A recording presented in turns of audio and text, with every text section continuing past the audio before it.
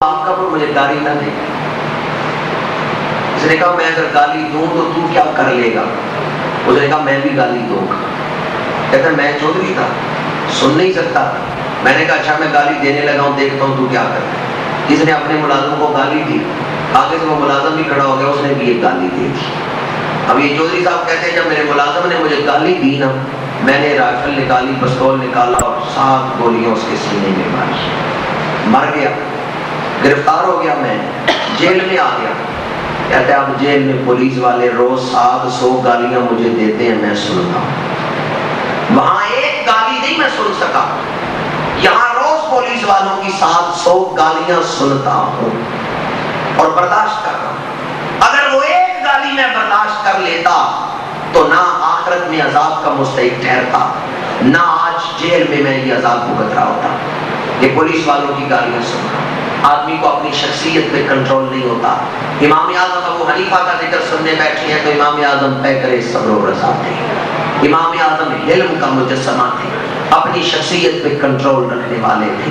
میں نے آپ کے سامنے امام اعظم کے اخلاق و کردار اور اس کے ساتھ ساتھ امام اعظم کے فضائل دونوں کو بیان کیا ہے۔ بعض لوگ ایک اعتراض کرتے ہیں کہ امام اعظم کو حدیث کا علم تھوڑا تھا۔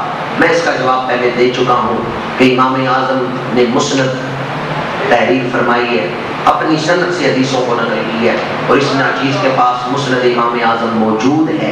اگر کوئی دیکھنا چاہے تو بے شک اس ناچیز کے پاس آئے۔ مسند امام اعظم اس ناچیز کے پاس موجود ہے، جس میں امام اعظم نے اپنی سند کے ساتھ سینکڑوں حدیثیں جو ہیں وہ روایت فرمائی ہیں۔ اعتراض کرنے والے کہتے ہیں صرف 17 حدیثیں امام اعظم کو آتی تھیں۔ صرف 17 حدیثیں نہیں ہیں، بلکہ امام اعظم تو خود حدیث۔ امام بخاری کی بڑی شان ہے، لیکن امام بخاری کے جو راوی ہیں نا، جن راویوں کی سند سے امام بخاری کو حدیث بیان کرتے ہیں، وہ راویوں میں کتنے راوی ایسے ہیں جو امام اعظم ابو حنیفہ کے شاگرد ہیں۔ امام بخاری کا نام بڑا علم حدیث، پر امام بخاری کی سند سے حدیث بیان کرتے ہیں، اس میں کتنے راوی ایسے ہیں جو امام اعظم ابو حنیفہ کے شاگردوں میں بیٹھنے والے ہیں۔ اس لیے علم حدیث میں جو مقام امام اعظم ابو حنیفہ کا ہے وہ امام بخاری کا بھی نہیں ہے۔ علم حدیث میں امام اعظم ابو حنیفہ کا مقام امام بخاری سے بھی بہت آگے ہے۔ اور امام اعظم کا فتویٰ دور حاضر کے مسئلے کے بارے میں کہ جو گستاخ رسول ہے اس کی سزا کیا ہے، تو یاد رکھیں امام اعظم کے نزدیک گستاخ رسول واجب القتل ہے۔ گستاخ رسول امام اعظم کا بھی فتویٰ ہے، امام مالک کا بھی فتویٰ ہے، امام احمد بن حنبل کا بھی فتویٰ ہے، امام شافعی کا بھی فتویٰ ہے۔ میں نے شروع میں کہا 4 فقہ کے امام ہیں، ان چاروں کا فتویٰ یہی ہے کہ گستاخ رسول واجب القتل۔ امام مالک کا فتویٰ ہے اگر کوئی حضور کی چادر کو کہے کہ میلی ہے اور نیت کرے توہین کی، بے ادبی کی نیت، تو بے ادبی کی نیت، گستاخی کی نیت کی وجہ سے وہ واجب القتل۔ امام احمد بن حنبل کا فتویٰ ہے اگر کسی کے سامنے یہ ذکر کیا جا رہا ہو کہ حضور کو کدو شریف پسند تھے اور وہ کہ مجھے تو پسند نہیں، تو اس نے حضور کی پسند کی توہین کی۔ جو گستاخی کی نیت سے کہ ویسے اگر کہے نا مجھے کدو پسند نہیں تو واجب القتل نہیں ہے، لیکن اگر حضور کی پسند کے مقابلے میں پسند بیان کرے، پہلے حضور کی پسند کا ذکر ہو پھر وہ کہے، تو اس صورت میں وہ گستاخ، اس صورت میں وہ بے ادبی کر رہے ہیں۔ امام اعظم ابو حنیفہ کا بھی یہی فتویٰ ہے کہ جو گستاخ رسول ہے وہ واجب القتل ہے، وہ اس زمین کی چھاتی پہ پہنچے۔ اس دوست نے ایک سوال پوچھا ہے کہ ایک شخص اپنی بیوی کو طلاق ثلاثہ دیتا ہے اور دوران عدت طلاق واپس لے لیتا ہے، کیا وہ بیوی اس کے لیے درست ہے؟ اگر اپنی بیوی کو 3 طلاقیں وہ دے چکا ہے تو عدت کے دوران وہ طلاق واپس نہیں لے سکتا، یعنی رجوع نہیں کر سکتا۔ اگر 3 طلاقیں کوئی آدمی اپنی بیوی کو دے دے تو اب 3 مہینے بیوی عدت گزارے، 3 مہینے عدت گزارنے کے بعد پھر وہ دوسرے کسی خامن سے نکاح کر سکتی ہے۔ یہ 3 مہینے عدت کے، ان 3 مہینوں کے دوران پہلا خامن رجوع نہیں کر سکتا۔ ہاں رجوع اس وقت کر سکتا ہے جب 1 طلاق دی، اگر 1 طلاق دی ہو تو عدت کے دوران وہ رجوع کر سکتا ہے۔ 2 طلاقیں دی ہوں تو تب بھی عدت کے دوران رجوع کر سکتا ہے کہ نیا نکاح پڑھا کے، اسی بیوی کے ساتھ 2 گواہ بٹھا کے نیا نکاح پڑھا لے۔ لیکن اگر 3 طلاقیں دے دی ہیں تو اب رجوع نہیں، اب عدت گزاری جائے گی اور اس کے بعد کسی دوسرے شخص سے وہ نکاح کر لے گی۔ امام اعظم ابو حنیفہ رضی اللہ تعالیٰ عنہ کا اس حوالے سے اللہ نے جو آپ کو ذہن عطا فرمایا تھا وہ بھی اللہ کی نشانیوں میں سے ایک نشانی تھا۔ امام اعظم کے پاس ایک آدمی آیا یہ مسئلہ لے کے کہ امام کے پیچھے سورۃ فاتحہ پڑھنی چاہیے یا نہیں، کیونکہ جو امام اعظم ابو حنیفہ کو نہیں مانتے وہ کہتے ہیں پڑھنی چاہیے، اور امام اعظم ابو حنیفہ نے جو تحقیق فرمائی ہے صحابہ کی شخصیت کو سامنے رکھ کے وہ یہی ہے کہ امام کے پیچھے نماز کے دوران سورۃ فاتحہ نہیں پڑھنی چاہیے۔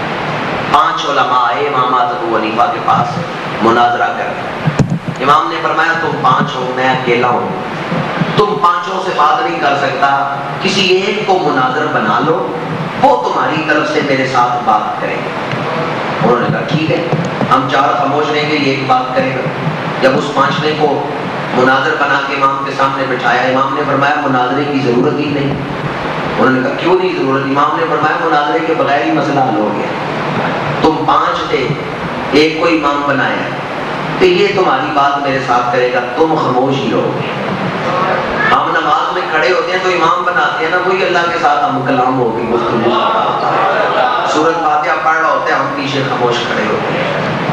امام اعظم ابو حنیفہ نے یوں عقلی دلائل دے کے بھی بسا اوقات لوگوں کو مسئلے کی تہ تک پہنچا دیا اور حقیقت آشنا فرما دیا۔ آج کے دور میں امام اعظم ابو حنیفہ رضی اللہ تعالیٰ عنہ کے پیغام کو عام کرنے کی ضرورت ہے، اور ان تمام لوگوں کو، چاہے آج کے اس جلسے کے منتظمین ہوں، تمام احباب جو اس جلسے کے انتظام میں شامل رہے، میں ایک اپنے بھائی کا نام نہ لے سکا، شروع میں جناب برادر قدیر بٹا صاحب جنہوں نے مسلسل مجھے اس محفل میں آنے کے لیے وہ یاد دلاتے رہے، رابطہ کرتے رہے، اللہ ان کو بھی جزا دے۔ جتنے دوستوں نے اس محفل میں اہتمام کیا ہے، یقیناً انہوں نے امام اعظم ابو حنیفہ کے مشن کو فروغ دیا ہے۔ جماعت اہل سنت پاکستان ہو یا کوئی بھی تنظیم ہو، تمام لوگ جو ہیں وہ امام اعظم ابو حنیفہ کے مشن محبت کو ہی، حضور کے عشق کے پیغام کو ہی عام کر رہے ہیں۔ اسٹیج چاہے نعت خوانی کا ہو، اسٹیج چاہے کسی جلسے کا ہو، عنوان کوئی بھی ہو، مشن ایک ہی ہے، اور وہ مشن کیا ہے کہ محمد سے وفا تو نے تو ہم تیرے ہیں، یہ جہاں چیز ہے کیا لوگو قلم تیرے ہیں۔ آئیں اپنے عقائد کو اس دور میں گمراہی سے بچائیں۔ ایک شخص نے امام اعظم ابو حنیفہ کی بے ادبی اور گستاخی کی، اس دور میں مولوی داؤد غزنوی نے کہا دیکھنا یہ بد عقیدہ ہو کے مرے گا، تھوڑا عرصہ گزرا ہوا آدمی مرزئی ہو گیا۔ پہلے امام اعظم ابو حنیفہ کی اس نے بے ادبی کی، گستاخی کی، تھوڑے عرصے بعد مرزئی ہو گیا۔ لوگوں نے کہا کہ یہ پہلے کیسے پتہ چل گیا تھا کہ یہ بد عقیدہ ہو جائے گا؟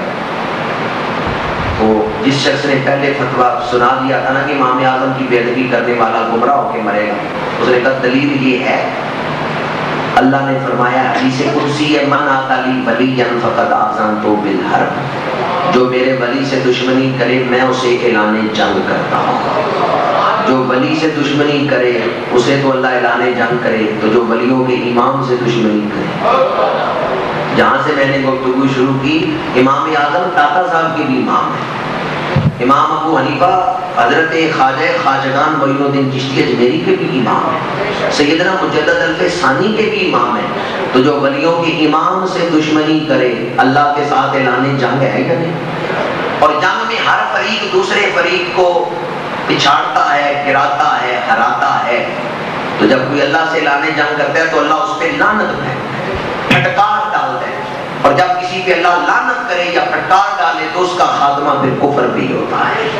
جس پر اللہ کی لعنت ہو جائے، جو اللہ کا لعنتی بن جائے کہ اللہ کی بارگاہ سے لعین ہو، اس پہ پھٹکار پڑے، اس کا ایمان ضائع ہو جاتا ہے۔ اس لیے کوئی ایسا عمل نہ کرے اور ایسے اعمال کی فہرست سے بچیں کہ جس سے اللہ کی پھٹکار پڑتی ہے۔ ہاں اگر گناہگار بھی ہو لیکن ولیوں کی نسبت ہو، کسی ولی کامل کا دامن ہاتھ میں پکڑا ہو تو پھر آدمی پھٹکار سے بچ جاتا ہے، ولی کی نسبت سے آدمی رحمت کا حقدار بن جاتا ہے۔ اللہ تعالیٰ اولیاء کرام کی سچی محبت عطا فرمائے، آمین ثم آمین۔ اللہم صلی علی سیدنا و مولانا محمد وعلى آله وأصحابه وبارك وسلم ربنا تقبل منا إنك أنت السميع العليم وتب علينا إنك أنت التواب الرحيم رب يسر الہ العالمین اس محفل پاک کو اپنی بارگاہ عالیہ میں قبول و منظور فرما۔ اس محفل میں جو تلاوت ہوئی، ثنا خوانی ہوئی، بیان ہوا، تمام اعمال حسنہ کو شرف قبولیت عطا فرما۔ اگر اس ساری محفل کے دوران کوئی خطا ہوئی ہے، کوئی غلطی ہوئی ہے تو وہ معاف فرما۔ اس محفل کو ہمارے لیے بخشش اور مغفرت کا ذریعہ بنا۔ تمام حاضرین کی پریشانیاں دور فرما، بیماروں کو صحت عطا فرما۔ محترم حاجی محمد اقبال گورمن صاحب کے لیے دعا کریں، اللہ انہیں صحت کاملہ عطا فرمائے اور ان محافل نعت کی یہ رونق اسی طرح قائم قائم رہے۔ برادر مخابر رشید بٹ صاحب کے عزم کو اللہ تعالیٰ اپنی بارگاہ میں قبولیت عطا فرمائے، ان کے سوز میں اللہ برکت عطا فرمائے۔ الہی جن دوستوں نے اس محفل کا انتظام کیا ہے، تمام منتظمین کو اجر عظیم عطا فرما۔ الہی تمام حاضرین کے دکھ دور فرما، سکھ نصیب فرما۔ جو بے اولاد ہیں انہیں نیک اولاد عطا فرما۔ جن کی بچیاں جوان ہیں ان کے لیے رخصتی کے اسباب پیدا فرما۔ جو بے روزگار ہیں انہیں رزق حلال عطا فرما۔ الہی کسی کے محبوب کا ذکر کیا جائے وہ خوش ہو جاتا ہے، ہم نے تیرے محبوب کا ذکر کیا ہے تو ہمارے اوپر خوش ہو جا۔ اول خیر آخر خیر، ظاہر خیر باطن خیر، تڑپنے بھڑکنے کی توفیق دے، دل مرتضیٰ سوز صدیق دے۔